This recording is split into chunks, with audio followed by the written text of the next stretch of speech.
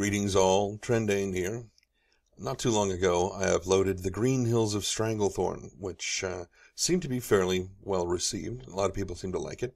I was also asked by somebody else, after having uploaded that, to do their favorite Pandaren story, which is apparently called Old Ree and the Million Souls.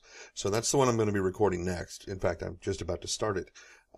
I just finished recording another story, which was one that I actually wrote for a guild event that my guild hosts every week, which is a story circle. We gather up in Thunder Bluff and everybody tells stories that their characters have heard, because of course, we're role players.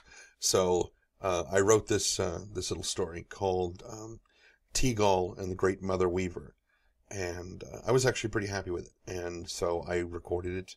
I decided, okay, I'm going to do this for the thing. Now, it's not official Blizzard lore. It's not WoW. It's not canon. So I'm not going to include it in the WoW Audiobook series. But I figure it's something to upload while I'm recording Old Ree and the Million Souls, just to try to keep my cadence on my uploads high. So, hope you guys like this. Teegol and Greatmother Weaver. Many ages ago, there was a young bull named Teegol. He spent all of his time primping and preening. He spent all of his money on finery and jewelry to make himself even more beautiful. After a time, even the shimmer of silk and silver no longer caught his eye. He traveled the length and breadth of the world, looking for more things to satisfy his vanity.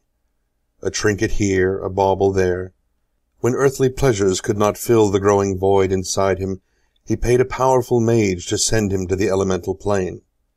He sought out Greatmother Weaver and found her sitting at the great loom, weaving the tapestry of all life.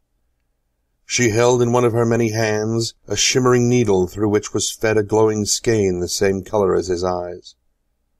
Where she wove the thread through the tapestry, its luster faded to a dull and drab tone. Its line ran back and forth through the tapestry, but never shone as brightly as the threads around it. As he approached, she turned her many eyes towards him. "And what is it that brings you to me, little strand?" she asked.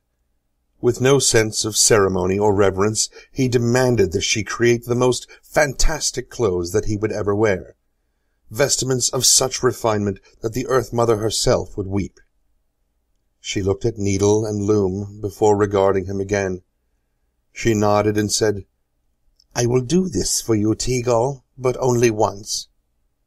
He agreed without hesitation and watched as she plaited the light of stars and the shadow of the wind into a gossamer veil. As she handed over the garment, she repeated the warning. "Only once, Teegol. Should you don this, you can never return here again." He barely acknowledged her as he returned to his home and wrapped the veil around himself. Days later, tribesmen found him wrapped in the most beautiful burial shroud ever made. Everyone who looked upon it was moved to tears. Even as they laid him to rest, Anshe and Mushaw shone down upon him as rain fell from a cloudless sky. Vanity withers a wasted life.